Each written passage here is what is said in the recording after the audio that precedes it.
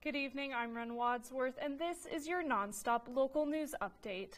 Those high winds will continue to be a factor as we go further into the warmer season and the potential for fires. Earlier this afternoon, fire crews responded to a grass fire in Huntley near Bald Eagle Boulevard earlier today.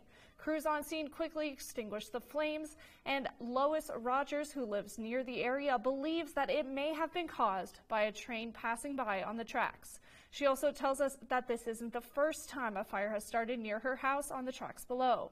We have reached out to the Warden Fire Department for more information. And in case you missed it, as a district judge in Lewis and Clark County denied a temporary restraining order requested by Planned Parenthood of Montana.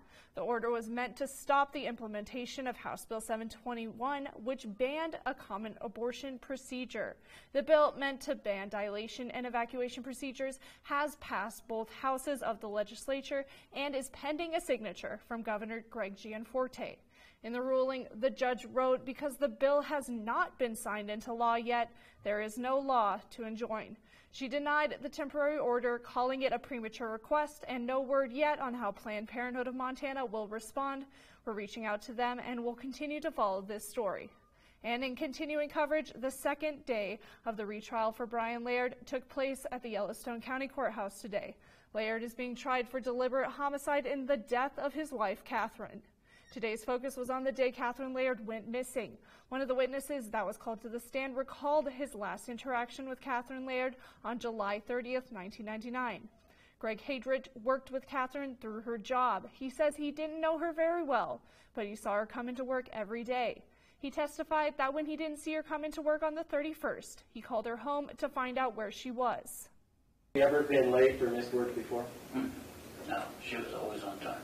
What'd you do when she didn't show up? I called over to the trailer, and nobody answered. So I waited a second and called back the second time. Okay.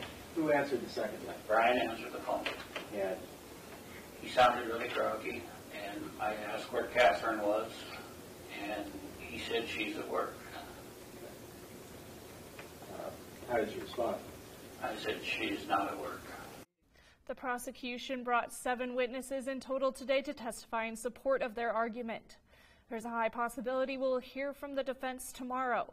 The bench trial is expected for the rest of the week. We will continue to follow the advancements in the case and share updates throughout the week. That's all for now, but we'll have more news updates for you as the day goes on, so make sure to check back in for more. Once again, I'm Ren Wadsworth. Thanks for tuning in to your nonstop local news.